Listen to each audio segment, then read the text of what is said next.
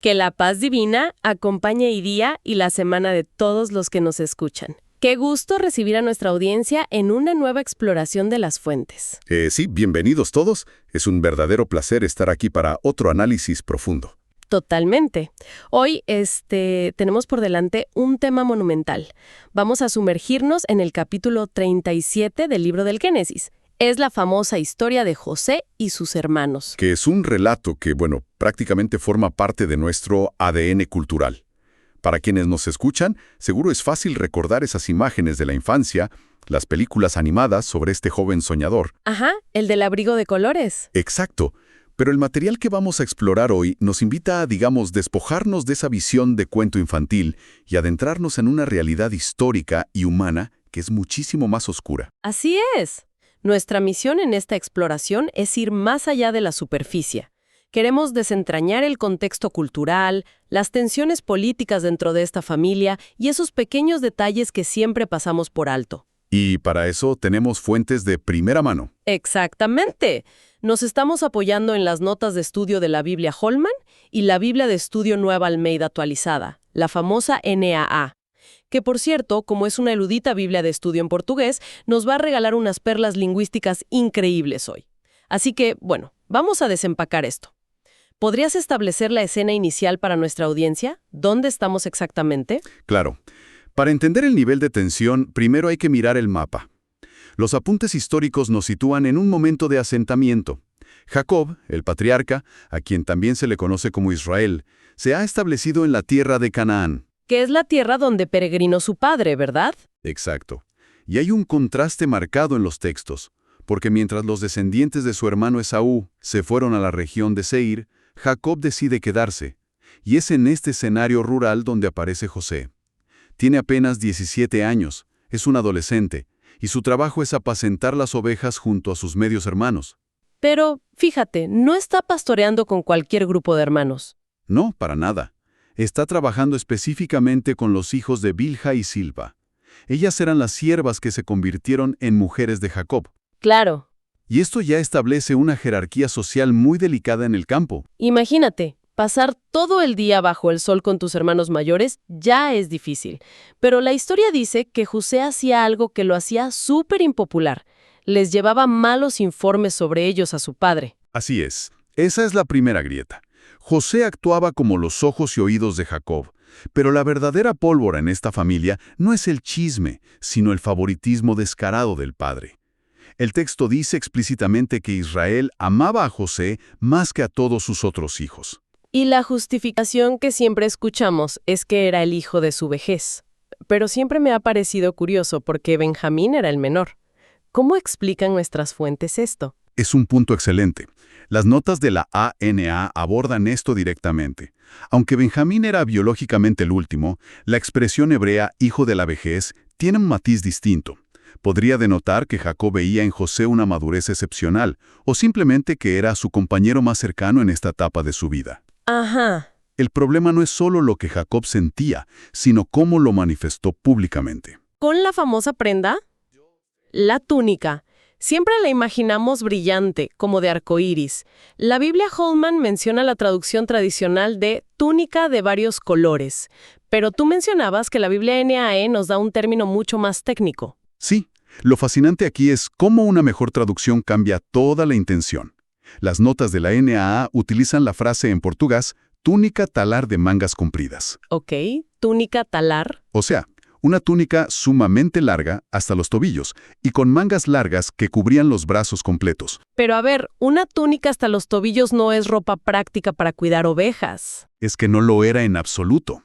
Las notas profundizan en esto. La misma expresión hebrea aparece en otros textos bíblicos exclusivamente para la ropa de la realeza. El ejemplo más claro que nos dan está en el segundo libro de Samuel capítulo 13, donde se describe que Tamar, la hija del rey David, usaba exactamente este mismo tipo de túnica larga. ¡Wow! O sea que Jacob no le compró ropa bonita. Le estaba enviando un mensaje político a la familia. Precisamente. Era una declaración de poder. Le estaba otorgando privilegios de primogénito.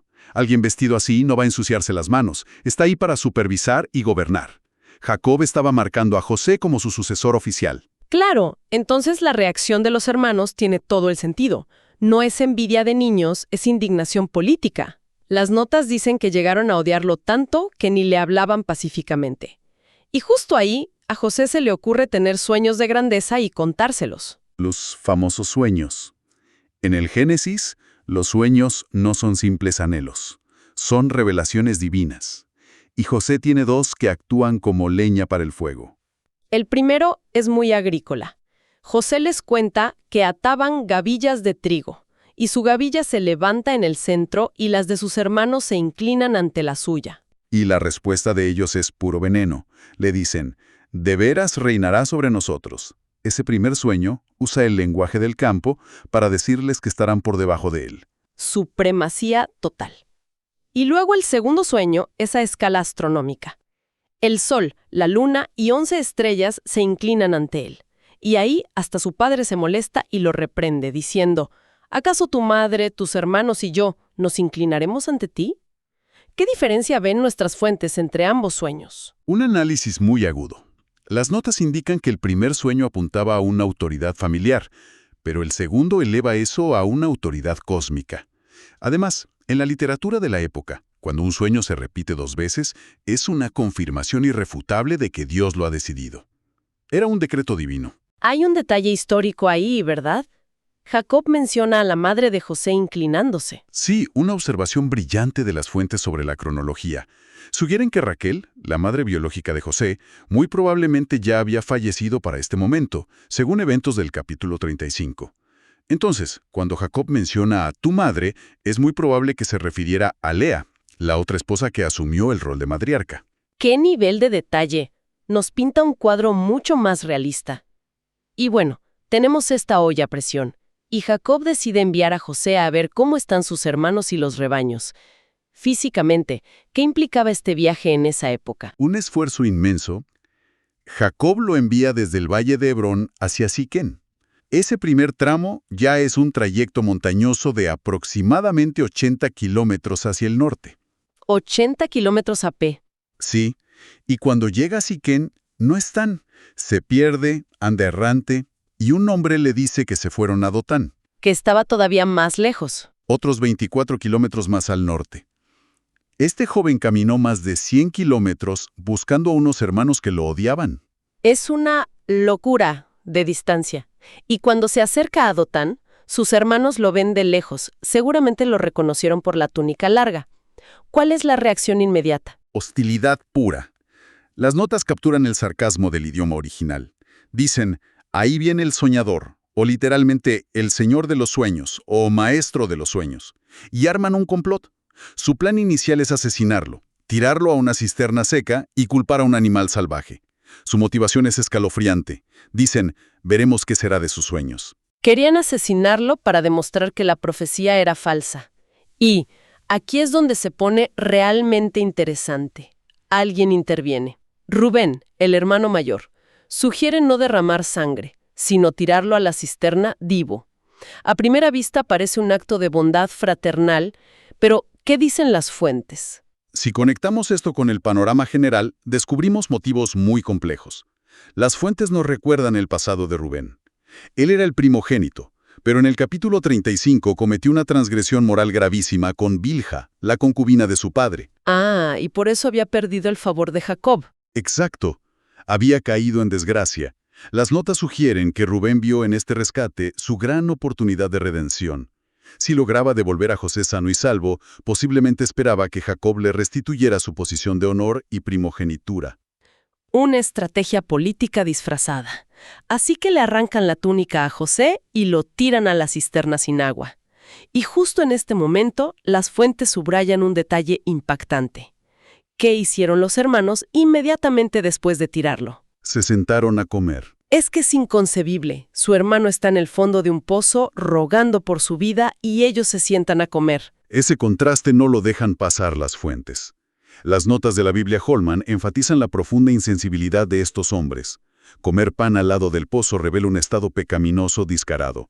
Estaban completamente adormecidos ante la angustia de José. Y durante esa comida ven una caravana en el horizonte. ¿Qué nos dicen los apuntes sobre esto? Eran comerciantes ismaelitas o madianitas, descendientes de Abraham. Venían de Galaad con camellos cargados de especias, bálsamo y mirra en camino a Egipto. Y al verlos, Judá tiene esta idea. Les dice, ¿qué ganamos con matarlo?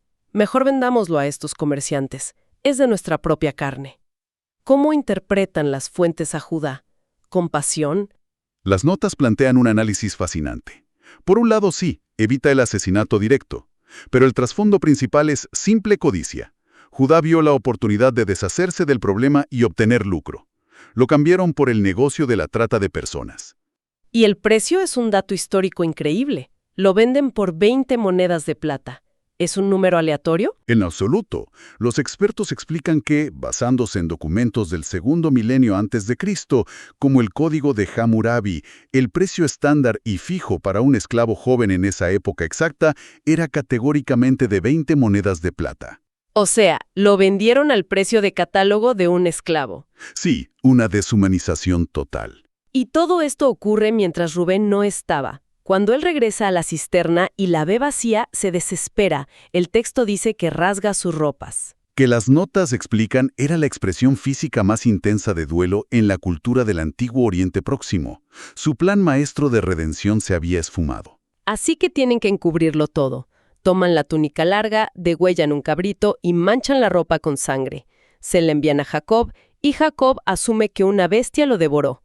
Y aquí nuestras fuentes revelan una ironía desgarradora. ¿Una ironía kármica? Sí. Las fuentes señalan que Jacob, en su juventud, engañó a su padre Isaac usando piel de cabrito. Y ahora sus propios hijos lo engañan a él usando la sangre de un cabrito. Cosechó exactamente el mismo engaño. Es devastador. Jacob se viste de cilicio, la tela de saco áspera, y llora sin consuelo. Y dice una frase clave. Llorando descenderé a la sepultura. Nuestras fuentes hacen énfasis en esa palabra. Exactamente. En el idioma original la palabra es Seol. Las notas detallan que era el término tradicional para el lugar de los muertos. Psicológicamente Jacob declara que su vida terrenal ya no tiene propósito. Solo le queda esperar reunirse con su hijo en la oscuridad. Se rinde ante el dolor. Entonces, ¿qué significa todo esto para la historia general? Mientras Jacob sufre, la cámara se mueve a Egipto. Los madianitas venden a José a un hombre llamado Potifar. ¿Por qué es tan crucial este personaje según las fuentes? Potifar no era cualquier persona. Las fuentes destacan que era oficial del faraón y capitán de la guardia. Una figura de mucho poder. Totalmente. Las notas de la Holman y la NAA hacen énfasis en que, por su cargo, Potifar estaba a cargo de la prisión de los presos del rey. Esto es absolutamente crucial. Este detalle aparentemente menor es lo que conectará a José con el copero y el panadero del faraón más adelante. Una aparente tragedia estaba conectada a un propósito inmenso. Es sobrecogedor como cada detalle, desde la envidia hasta las 20 monedas de plata, posicionaron a José exactamente donde debía estar. Y esto nos lleva a la relevancia de esta historia para quienes nos escuchan hoy. Más allá de un relato antiguo, es una advertencia sobre los peligros del favoritismo evidente. Vimos cómo pequeños celos escalan hacia una crueldad inimaginable y cómo entender el contexto histórico, como el significado político de la túnica de mangas largas o el precio exacto de un esclavo joven, cambia por completo nuestra forma de leer la historia. Para dejar a nuestra audiencia con un pensamiento final provocativo, las fuentes nos muestran que Jacob fue engañado por sus hijos de la misma forma en que él engañó a su padre con un cabrito. Es posible que en medio de su duelo insuperable, Jacob en el fondo de su corazón reconociera este terrible patrón. ¿Hasta qué punto el trauma y el engaño generacional definen el destino de una familia si no se detienen a tiempo? Es una reflexión muy profunda que nos llevamos hoy. Queremos agradecer a todos por acompañarnos en este intenso viaje de descubrimiento. Ha sido fascinante analizar todo esto. Que Dios bendiga a todos los oyentes.